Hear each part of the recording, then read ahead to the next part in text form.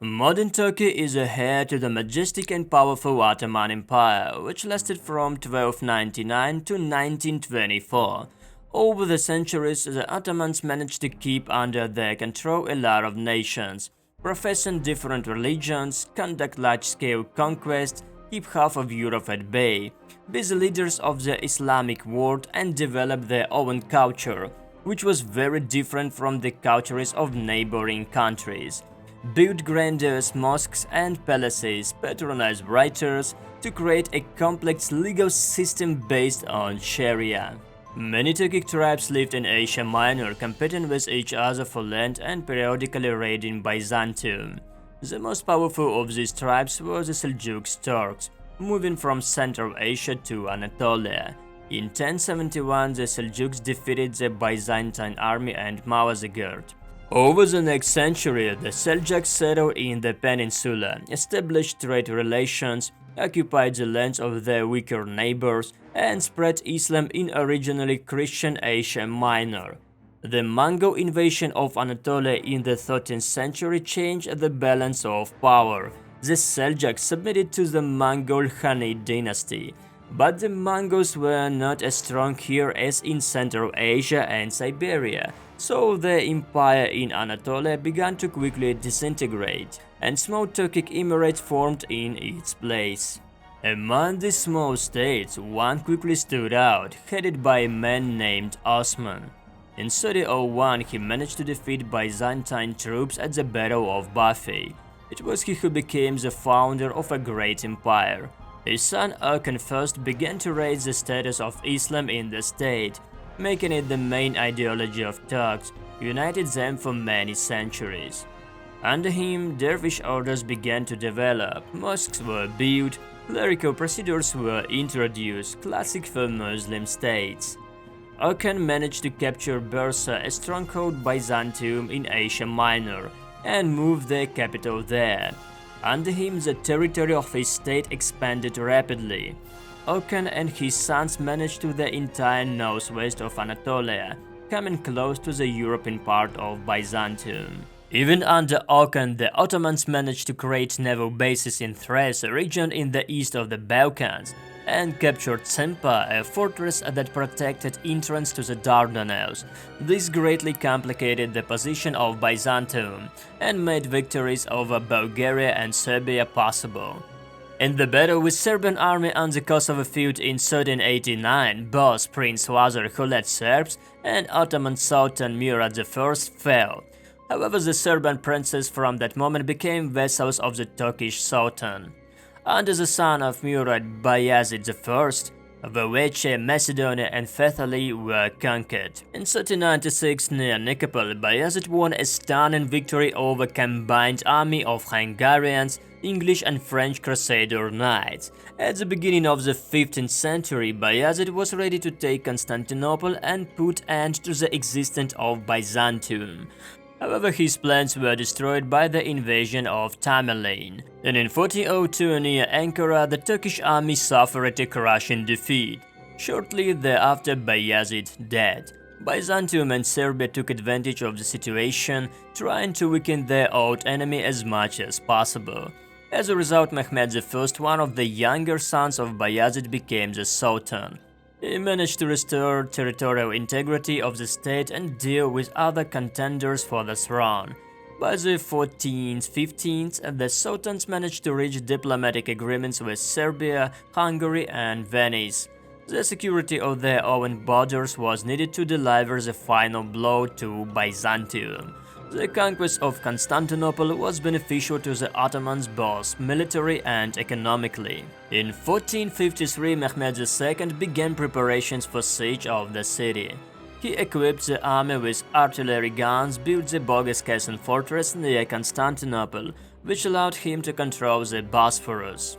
Constantinople was under siege for 2 months, having withstood a few serious attacks. Emperor Constantine XI Palaeologus personally led the defense, but in May 1453 the Turks managed to capture the city. The population was slaughtered and the emperor died. From that moment on, Constantinople became the capital of the Ottoman Empire. After the conquest of Constantinople, Mehmed II also managed to annex Serbia, Bosnia-Herzegovina, Albania, and almost the entire Peloponnese Peninsula to his empire and make the Crimean Khan his vassal. The next step after establishing control over the Black Sea has to be the conquest of dominance in the Mediterranean. The next Sultan Bayezid II, who fought against Persia, Hungary, Venice and Egypt, took up this. Another important figure of his period was Selim I, who fought against the Persians and as a result of these wars occupied part of Iraq, part of Syria and Kurdistan. Selim's second foreign policy direction was Egypt, which he also managed to conquer. The golden age of the Ottoman Empire is considered to be the reign of son of Selim I, Suleiman I Magnificent from 1520 to 1566. He was not only a skilled commander who imposed tribute on Austria and captured Belgrade, Budapest, the island of Rhodes, Algeria, Azerbaijan, Bahrain, but also a patron of sciences and arts. Under Suleiman the Magnificent, grandiose buildings were erected, which are still the hallmarks of Turkey, for example the Soleimani Mosque. Suleiman strengthened the administrative apparatus. Throughout his reign he fought against corruption and bureaucratic abuses.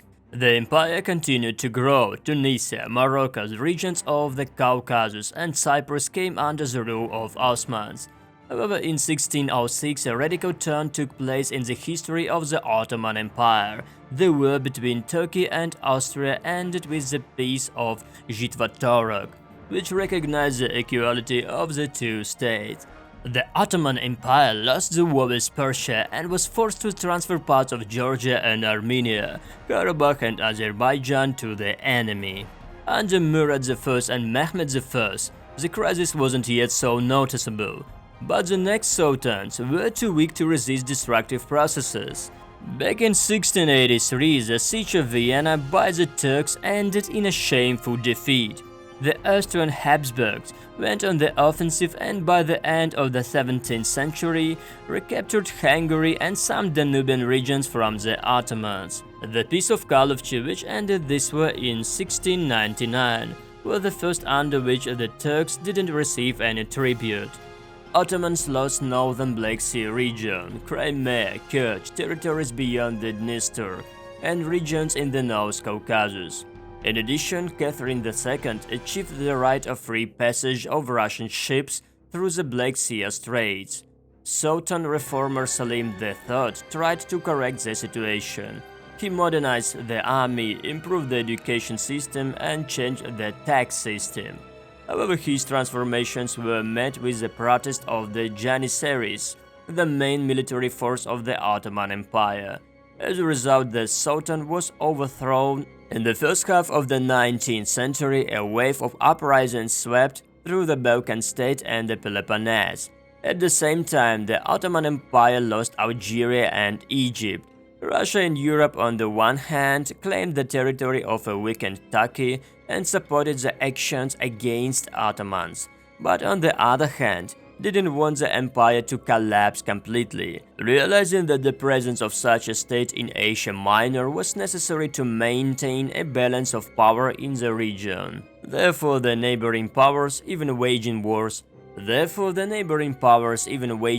continued to support the existence of Turkey. In 1839, Sultan Abdulmajid I launched a set of reforms. Tanzimat, a new democratic legal system borrowed from France, was adopted. Certain rights were given to the non-Muslim population, and much was done to strengthen relations with neighboring states and develop trade. In 1853 to 1856, Turkey participated in the Crimean War, and although the war formally ended in victory for the coalition of Turkey, England and France, in fact Ottomans only lost from this victory, being due to the European powers for their participation. The new Sultan Abdulhamid II, under pressure from Russia, Europe and his own opposition, introduced a constitution, under the terms of which a bicameral parliament was introduced, whereas only very rich and noble people could become deputies. The parliament was convened only one time, and Sultan had full power, but he recognized the equality of all subjects. But Abdulhamid himself didn't plan to comply with terms of the constitution, and immediately after its publication, he established a dictatorship regime. But democratic sentiment in society only intensified. The Young Turks demanded reforms and the restoration of the constitution. By 1909, the Young Turks had become so strong that they managed to raise an uprising, create their own party, unity and progress, capture Constantinople and overthrow the cruel Sultan. The era of the rule of Young Turks began, which however didn't begin to eliminate the title of Sultan itself. The Young Turk government began to implement a broad program of modernization, but this process was interrupted by the Balkan Wars and then the First World War, in which Turkey took to the side of the Triple Alliance. The First World War caused the fall of four empires: Russian, Austro-Hungarian, German, and Ottoman. The internal crisis and the most severe defeat in the war led to the fact that on November 1, 1922, the last Turkish Sultan, Mehmed VI, was removed from power. For some time, he maintained the formal position of the religious leader of all Muslims.